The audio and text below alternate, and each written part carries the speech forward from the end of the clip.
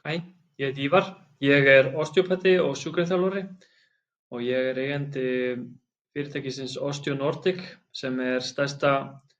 osteópatistofja í heimi og í dag vill ég tala aðeins um legslímuflakk eða endometriósa og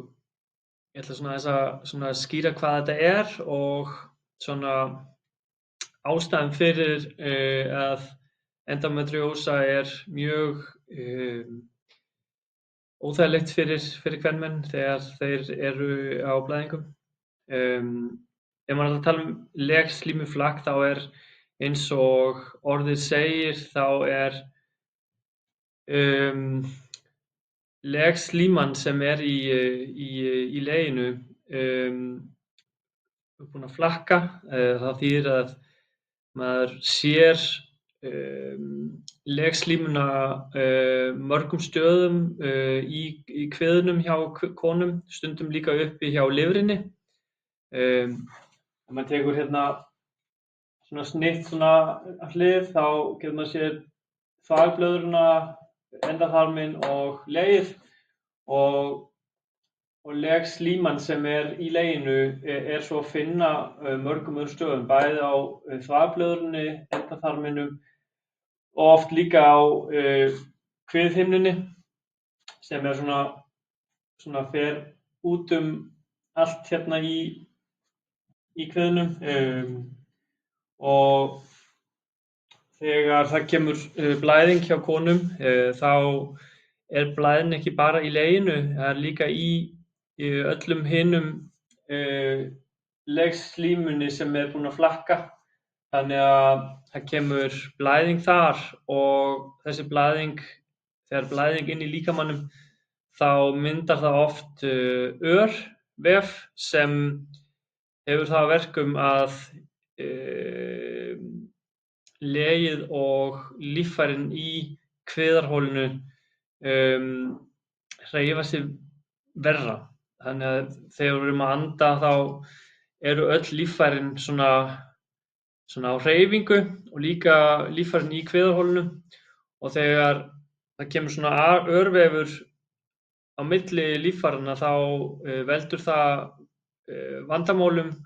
við hreyfingu hjá líffæranum og það er ofta ástæðan fyrir það að konur með legslímuflakk oft eru með vandamál í mjóhrygg og grindinni út af því að það er þar sem að autonomic nervous system sem hérna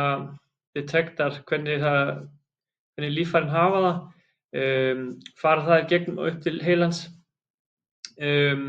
Svona mechanically þá er náttúrulega örvefur ekki góður fyrir hérna legið og hinn líffærin í leginu. Oft þá getur komið vandamál fyrir meltinguna, konurnar getur fengið vandamál með að hérna klósett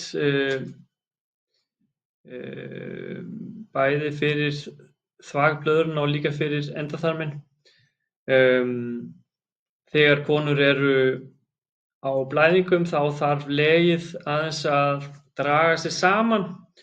og ef við getum ímyndað ykkur að það kemur mikið svona örvefur fyrir utan hérna legið og legið þarf að draga sig saman þá orsakast mjög miklir verkir og vandamál. Þannig að maður velur oft ef það er mjög stór einkenni með hérna endometriósu að setja konur á hormóna sem fá það til að hætta að vera á túr út af því ef konurnar eru ekki lengur á blæðingum þá náttúrulega blæðir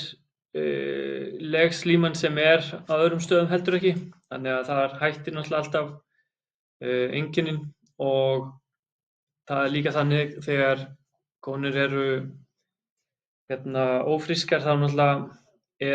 eru engar blæðingar lengur, þannig að Það sem við gerum sem osteópatar við legslímuflakk og endómetríósu, það er að við erum að vinna að örvefnum og hjálpað